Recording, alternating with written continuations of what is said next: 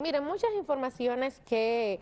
comentar, hay muchos hechos dolorosos, sensitivos, en toda esta semana uno no ha salido de una situación, la tensión que generaba, ¿verdad?, el juicio, ya para conocer la sentencia del caso Andrea Celia. Más adelante vamos a hablar de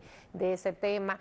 No bien se está conociendo, ¿verdad?, los jueces deliberando y, bueno, parte de la población. Yo creo que me quedo corta cuando digo parte, es un caso que llamó prácticamente la atención nacional. Señores, del otro lado estábamos, las noticias era como si estuviéramos, en televisión se habla de una pantalla dúplex, cuando el presentador está de un lado y del otro hay un corresponsal o otra persona, ya sea un estudio paralelo, en fin, para que usted me entienda. Y hago esta analogía para que usted vea que de un lado estaba la espera de la sentencia por el caso Andrea Celia y del otro lado la transmisión de un hombre atrincherado tras matar a su esposa de un disparo en la cabeza e herir a su hijastro, que gracias a Dios está, según los médicos, los últimos reportes, el joven se mantiene, lo mantenían en una unidad de cuidados intensivos, pero estable, gracias a Dios. Y la verdad, dos casos con sus diferencias en términos de los hechos, pero que guardan la similitud porque es violencia de género, son feminicidios. Y qué doloroso que nuestras políticas públicas en el tema de los feminicidios solamente apuntan a la medida represiva, no apuntan a crear políticas públicas que den realmente con un cambio mental en la sociedad dominicana. No es únicamente un tema de la mujer, porque la afecta, es la principal víctima, es la principal afectada, al igual que los niños que quedan huérfanos. En fin, señores, mire, ese asesinato de esas señoras, ese homicidio, en fin, en Alma Rosa, trastoca a toda una familia. No es únicamente la víctima mortal, mire ese hijo que queda sin una madre y el trauma de perder a su madre, de ser herido por el propio agresor asesino de su madre, la propia familia de ese hombre, sus hijos. O sea, un feminicidio no es únicamente a las personas que involucra de manera directa, es todo un conglomerado, es todo su alrededor, cambia la vida de ambas familias. Entonces, no puede ser únicamente que por feminicidios, como ha tocado ahora con esta discusión del Código Penal, se mire a que, bueno, tú, hombre, que es el principal, ¿verdad?, victimario, pues caramba, mira, te están diciendo que son 60 años si tú matas a una mujer y en fin, entonces que el hombre se detiene porque sean 60 años. O sea, tenemos un problema social que no tiene, que es difícil de trabajar. Estamos hablando de la conducta humana. Estamos hablando de una educación, estamos hablando de una sociedad machista. Y tú transformar eso, transformar de ambas partes, porque así como también en ese machismo arraigado, en ese machismo rudo con relación a la convivencia con la mujer, caramba, ahí también que incluir, como de por sí lo hacen y tergiversan en los medios, que en el caso de los grupos feministas solamente es a la mujer. No, se protege de manera directa a la mujer porque es la principal víctima, pero hay hombres que se insertan en estos grupos porque entienden que desde estos grupos feministas es que se hace la verdadera transformación para llevar una conciencia de cuál es el problema, para llevar un acto de conciencia, no únicamente a la víctima, sino al agresor de la víctima, en cambiar su mentalidad, su conducta, su proceder. Entonces, no es únicamente en la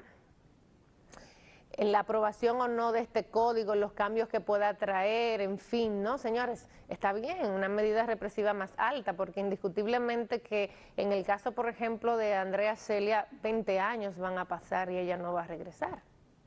Entonces, 60 años que puedan condenar a un futuro agresor, nada va a cambiar. Entonces tenemos que mirar del otro lado. Ahí está un nuevo código, pero ahora que van a hacer esta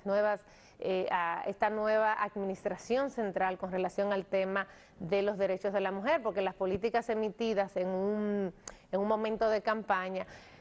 era como que tú decías ahí, pero como que eso lo tenemos siempre, qué es lo que van a hacer, hacia dónde miramos, no es únicamente las casas de acogida. Señores, tenemos un problema en las dependencias de las fiscalías cuando van las víctimas,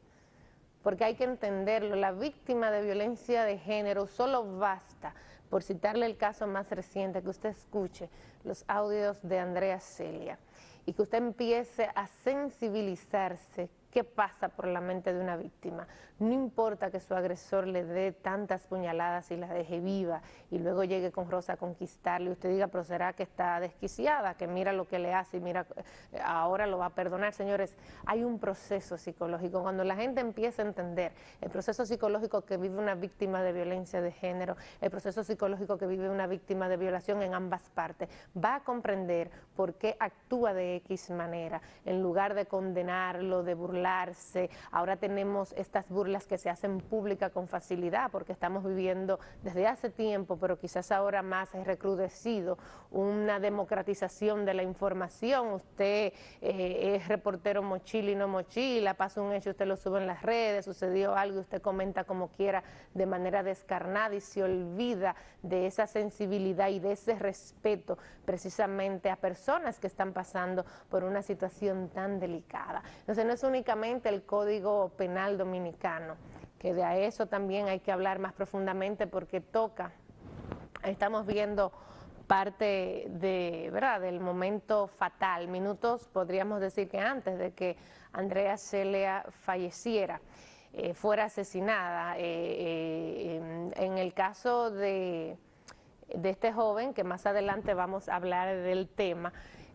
no es asesinato necesariamente, por eso usted puede ver que la condena de 20 años y no de 30, pero independientemente de eso, como les he reiterado ya hace un momentito que vamos a hablar luego sobre este tema de manera más amplia, hay que poner los ojos en que las políticas no se queden en la represión, no se quede en la condena, sino que mire todos los aspectos que toca este tema y que empieza desde la educación y que cuando el Estado Dominicano entienda que tiene que ejecutar medidas para el bienestar colectivo, no sobre la base de la creencia de un sector o no. Yo puedo estar pensando que lo mejor es que tengamos, qué sé yo, por poner un ejemplo, que el mejor sistema de educación que es bilingüe, pero no es lo que piense Leina Tolentino, es la prioridad colectiva. Entonces, cuando los gobiernos entiendan que no es ni un sector religioso ni no religioso y laico, sino qué es lo que conviene a la nación, entonces vamos a ver las políticas públicas apartadas y cómo desde la educación empezamos a transformar la mecánica de convivencia de nuestros ciudadanos, en especial cuando van a interactuar como parejas. Entonces hay que mirar de manera más amplia este tema, no únicamente con la medida represiva, porque le digo, eso va de, señores, aquí vimos un caso espantoso, doloroso, de la joven Miguelina que se cansa, o sea, ahí están poniendo 60 años, pero cuando a esas mujeres les toca ir, ser ellas hasta la que tienen que entregar la orden de alejamiento, que si no es por la persistencia de quererse mantener viva, no se hace nada y si no salen a denunciar, y sin embargo a Miguelina no le bastaron denuncias y su asesino fue a matarla a su lugar de trabajo, como si ella no fuera nada. Fíjense en el caso de la joven de Higüey, ya hace varios, ya como 2 años, o un poquito, creo que 2 años, o un poquito más, en el caso de la joven abogada de Higüey. Señores, ese hombre hizo de todo y salió de la cárcel, la dejó casi por muerta y ella sobrevivió milagrosamente en el primer altercado. Sin embargo, él tenía dinero con que pagar y compró allí fiscales y todo. Entonces no es únicamente esa parte, hay que tratar de sanear el sistema y de que las políticas no se queden únicamente en esa parte de condena, en el mecanismo, en el seguimiento, que también trastoque la parte social, la parte humana de este caso. A esos hijos de esa joven que murió en Higüey, que son 3 niñas, huérfanas de parte y parte porque su padre se suicidó, ¿a dónde están las políticas públicas del Estado que miran a esos huérfanos? O sea, que son muy pírricas. niños que se quedan trastornados, que dependiendo cómo puedan canalizar lo que les ha pasado en su vida, probablemente sean víctimas a futuros de agresiones o victimarios.